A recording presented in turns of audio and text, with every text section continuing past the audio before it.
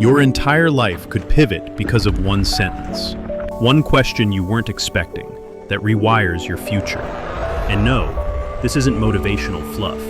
It's a historical fact, backed by psychology. And the truth is, you're not as far from your breakthrough as you think. In 1774, Johann Wolfgang von Goethe was spiraling. He'd published The Sorrows of Young Werther, a novel drenched in angst and obsession. It caught fire across Europe, literally leading to copycat self-transitions inspired by the book. But fame didn't bring clarity, it brought doubt. And then, a letter arrived.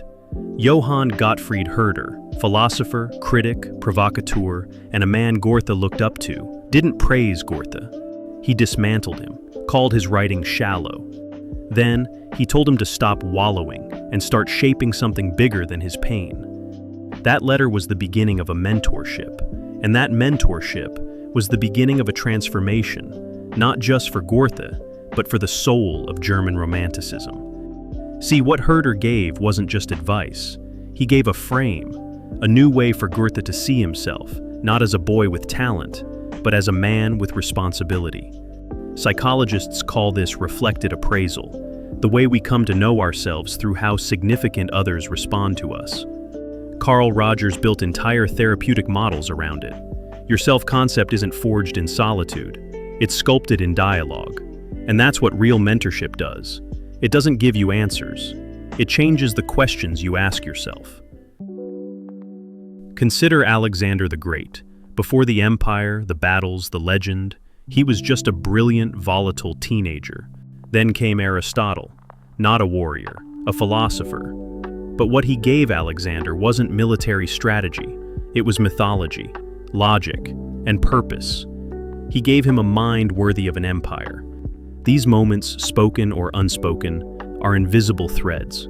They connect generations of ideas and futures. Sometimes it's a grandmother whispering, "Don't shrink yourself."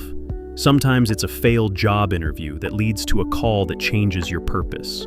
Harvard psychologist Robert Rosenthal once ran a study showing that when teachers believed a student had hidden potential, even falsely, the student actually performed better. That's called the Pygmalion effect, where suddenly, belief becomes prophecy and reality. But here's the thing, not every mentor saves you. Nero, the Roman emperor who watched Rome burn, was mentored by Seneca, the Stoic philosopher, the man who wrote, "He who is brave is free." Yet Nero became a tyrant. Sometimes, even great minds fail to guide. Mentorship isn't magic, it's a mirror, and what you do with that reflection is on you. Have you ever met someone who saw a version of you that you were too scared to believe in? Drop it in the comments, because sometimes your story helps unlock someone else's. Today, we romanticize the self-made myth. Grind, hustle, no handouts. But history's greatest minds were never lone wolves. Marcus Aurelius had Rusticus. Malcolm X had Elijah Muhammad. Even Steve Jobs had Robert Friedland, a mystic fruitarian who changed how he thought about intuition. The truth is, what looks like radical independence is often hidden interdependence. In 1978, psychologist Daniel Levinson published The Seasons of a Man's Life.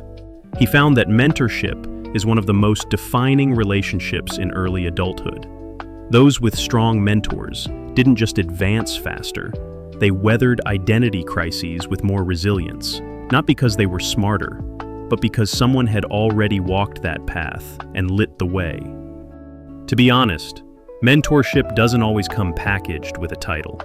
It might be a boss who challenges you, a stranger who asks the right question at the right time, or even a friend who pushes you past your excuses.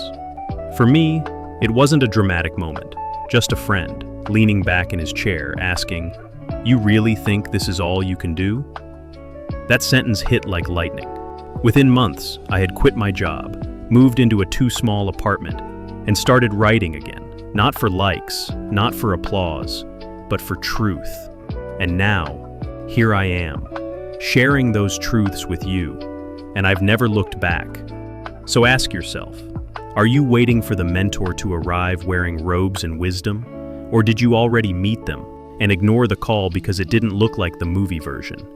Because history doesn't lie. Greatness doesn't always begin with inspiration. Sometimes it begins with confrontation. And often, it's just one conversation. And maybe, just maybe, this video might be your conversation. So, if you liked this dive into human psychology through history, please consider liking and subscribing for more videos like this. Thanks for watching Historic Psychology, and I'll see you on the next one.